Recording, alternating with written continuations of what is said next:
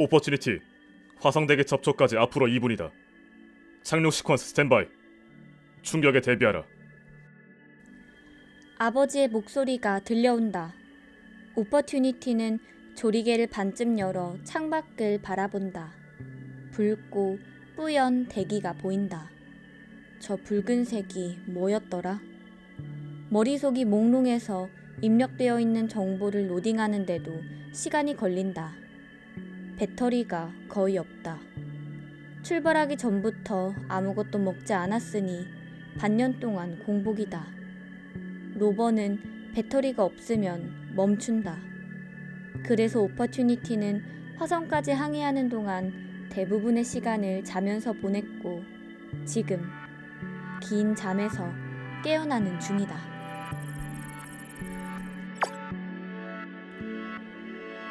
오퍼튜니티 착륙 시퀀스를 완료하면 바로 태양광 패널을 펼쳐라.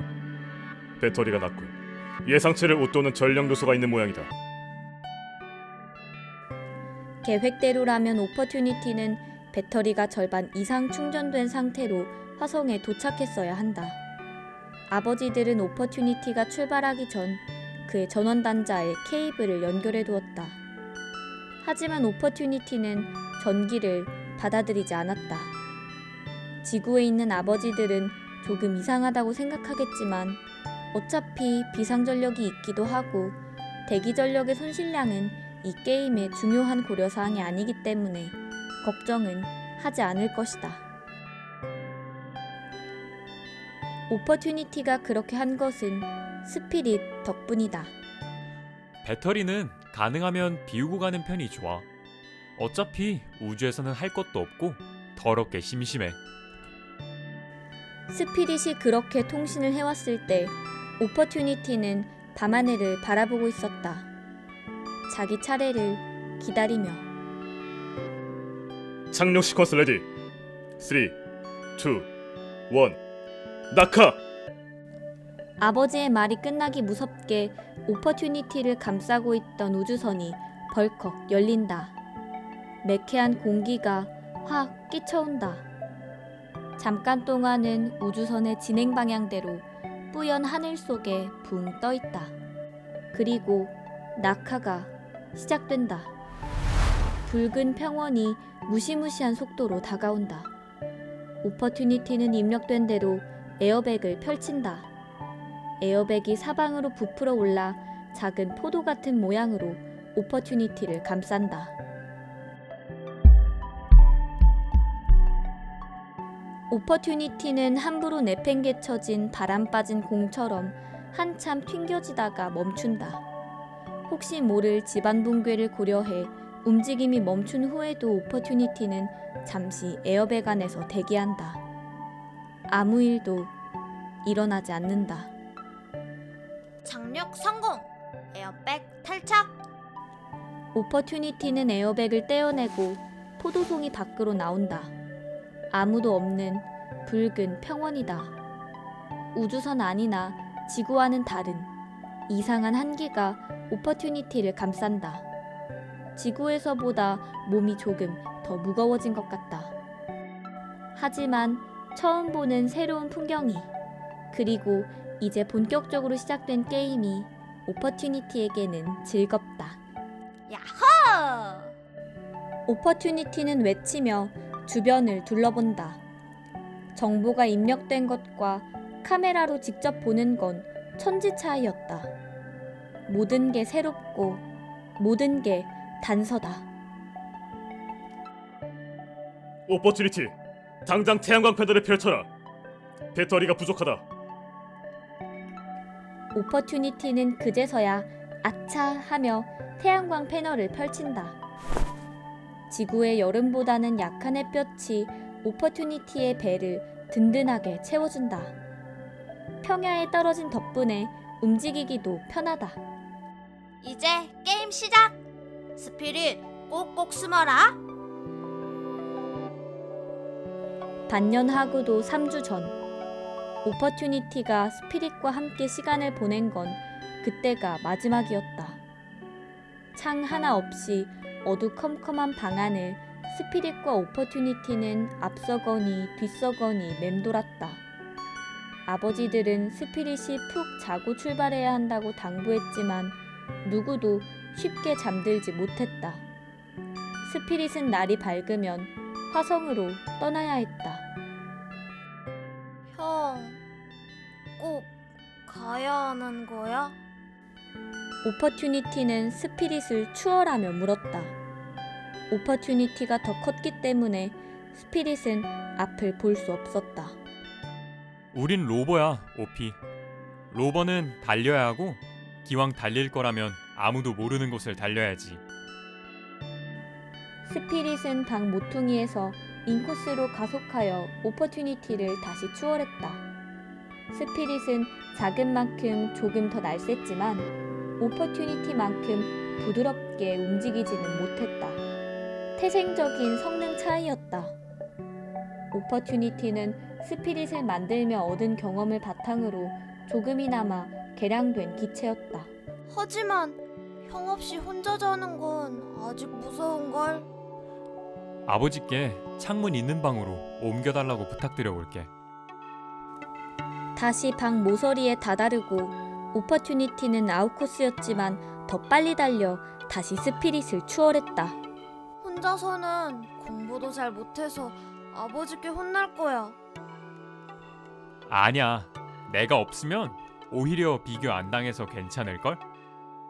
다시 못 보는 건 싫어. 안 가면 안 돼? 오퍼튜니티가 갑자기 멈췄다. 스피릿은 충돌하지 않기 위해 아슬아슬하게 감속해 오퍼튜니티 옆에 섰다. 오퍼튜니티는 스피릿의 집게손이 자신의 태양광 패널을 쓰다듬는 걸 느꼈다. 무슨 소리야, 오피. 너도 화성에 갈 거고 우린 화성에서 다시 만나면 돼.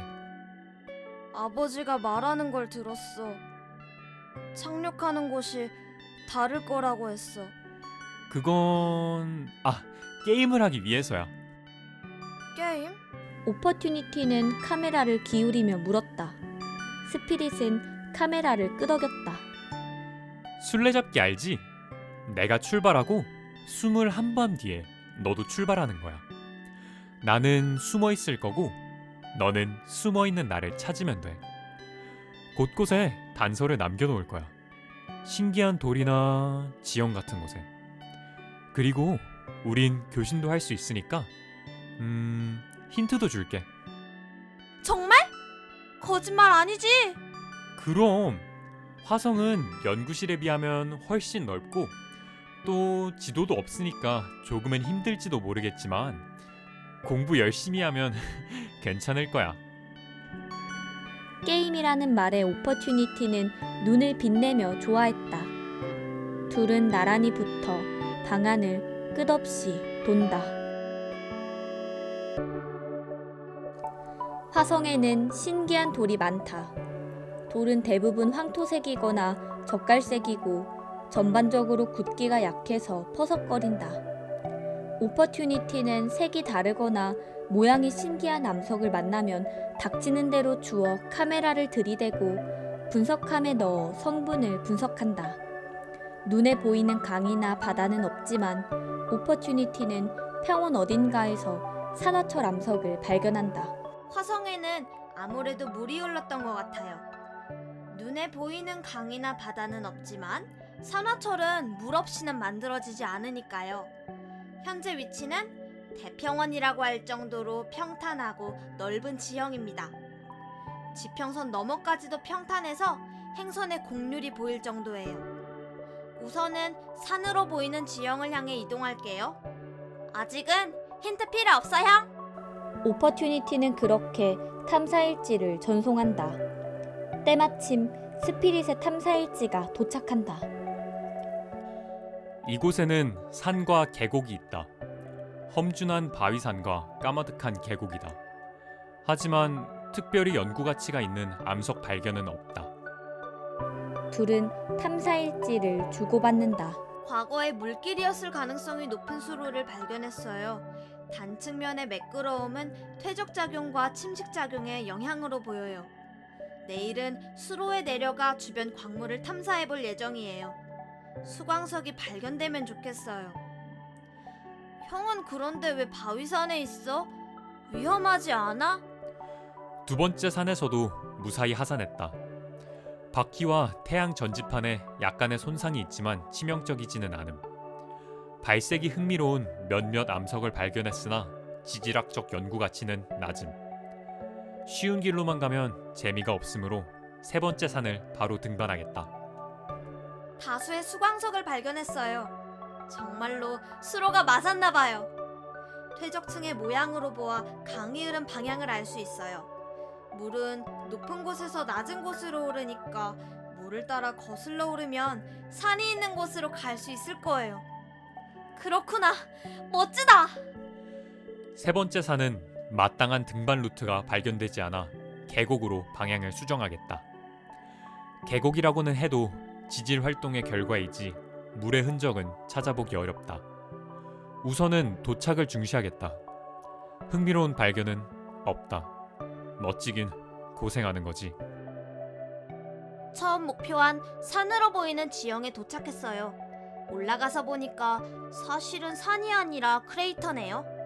아무래도 운석이 떨어진 흔적인 것 같아요. 형이 있는 산은 어디예요?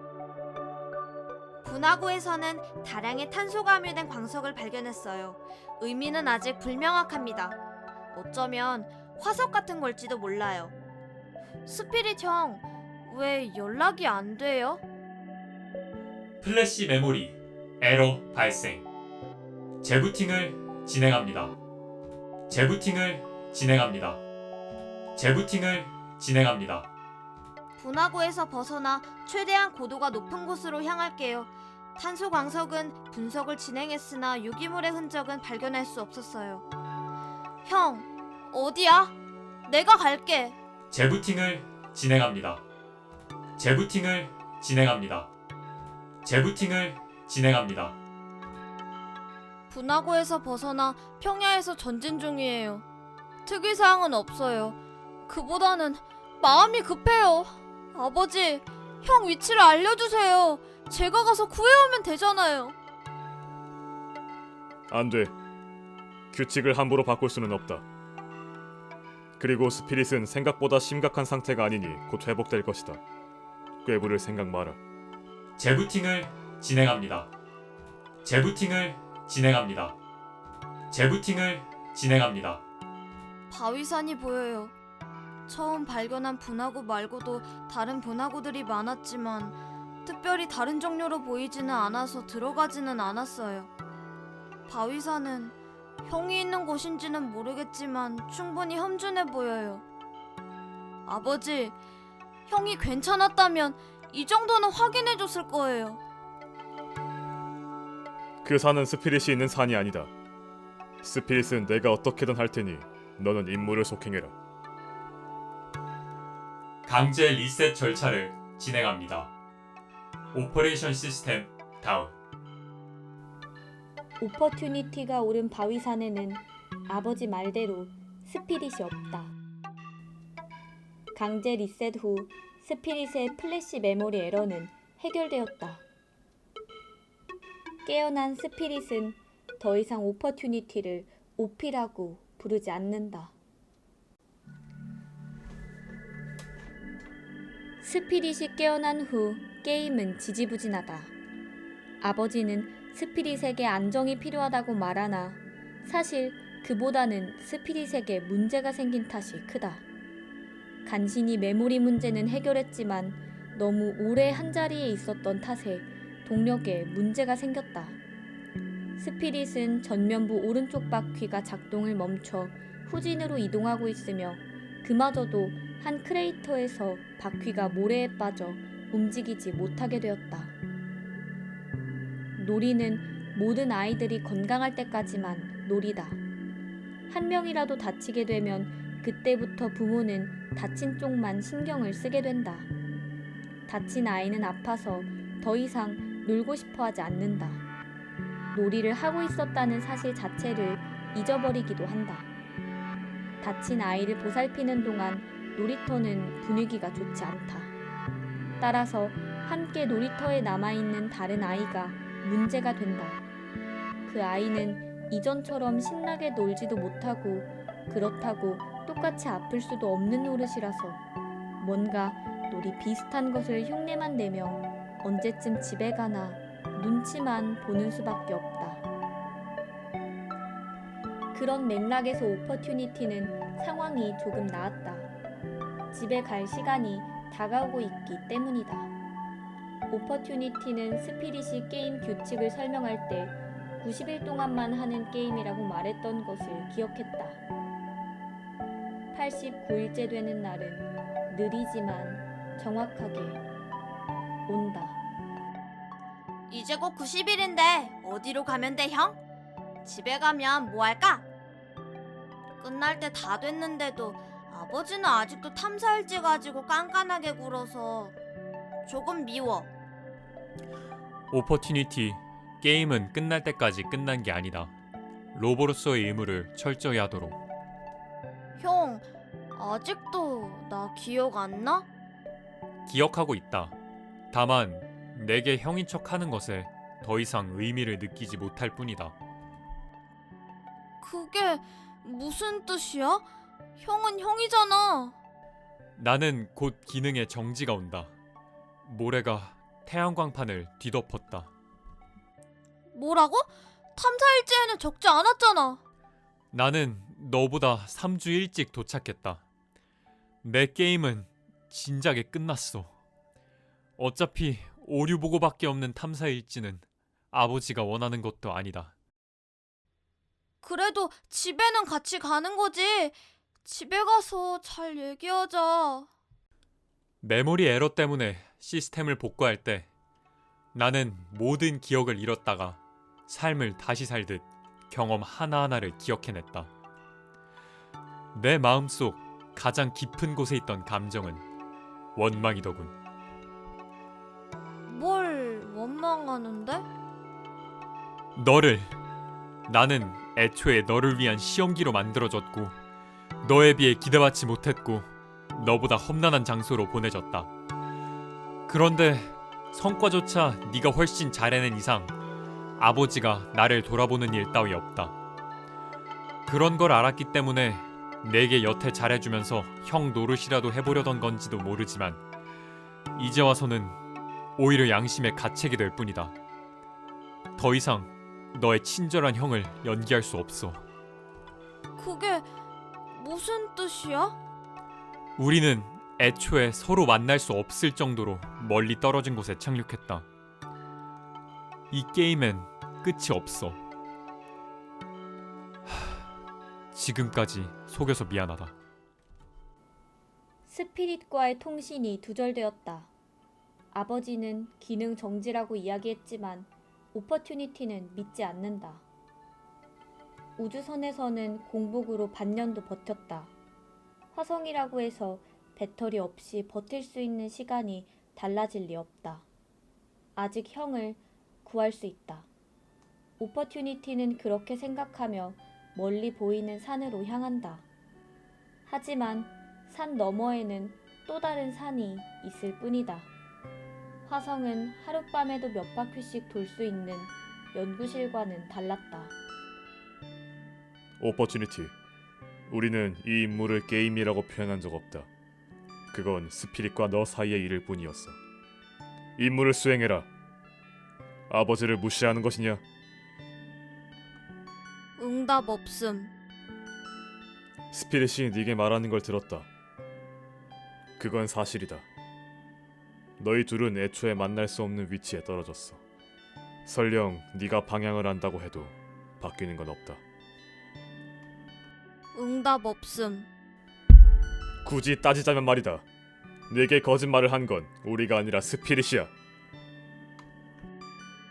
하지만 아버지는 그걸 부정하지도 않았죠. 똑같은 거짓말쟁이라고 해도 스피릿은 날 위해 거짓말을 한 거예요.